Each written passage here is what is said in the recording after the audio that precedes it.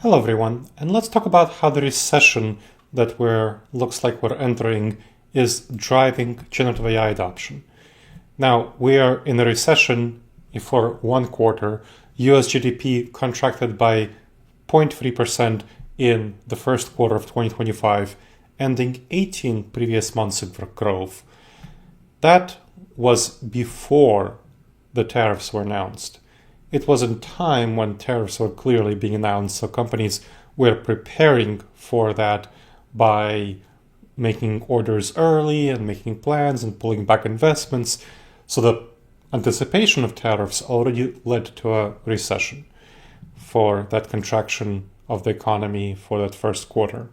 And now, with the tariffs of 10% base and then additional tariffs like 145% tariffs on China, plenty of other tariffs, that is going to hit the US economy quite a lot more. Firms are trying to cut costs without layoffs to protect their morale of their employees and the brand of the company. So executives are seeking to protect their profit margin gains without reducing headcount. So they want to keep their employees and they are trying not to increase their costs. Generative AI is clearly a tool that will get more and more usage as a result. It offers speed, agility, and measurable returns on investments. We've seen that past recessions drove tech adoption extensively, like ERP and cloud computing to control costs. Generative AI is great for controlling costs. It slashes costs by reducing knowledge labor. And we've seen that it's already being extensively used. 73% of US executives now use or plan to use generative AI, which is up 9% over last year, according to a survey by PricewaterhouseCoopers. And Deloitte finds 75% of enterprises say their most advanced generative AI projects meets or beats ROI targets, with 20% posting returns more than 30%. So 20% of those who are describing their benefits from generative AI are getting more than 30% of ROI, which is great.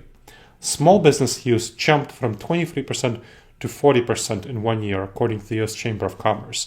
And worker use of AI doubled, led by programming and management roles, according to Federal Reserve researchers. Language models are great tools to address the threat of tariffs. For example, they can analyze contracts to cut tariff exposure. They can analyze supply chains to improve understanding of how companies can adjust to tariffs. And they can just improve profitability by reducing work. Finance bots, for example, speed closeouts, catch errors, and protect cash.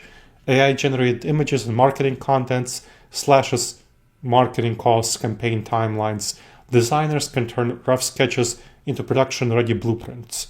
It's nice that you don't have to invest much into generative AI. Unlike traditional machine learning AI, generative AI doesn't require vast amounts of data. You can use it much more quickly. So you can scale as you get proof of benefits, return on investments. And so companies that act now will be the ones that secure their long-term competitive advantage. Recessions reward bold adapters who innovate technologically during the recession. AI maturity today echoes early cloud and e-commerce gains. Fast movers will build governance and AI literacy and data fluency to position themselves well going forward. Latecomers will be chasing the people who are ahead.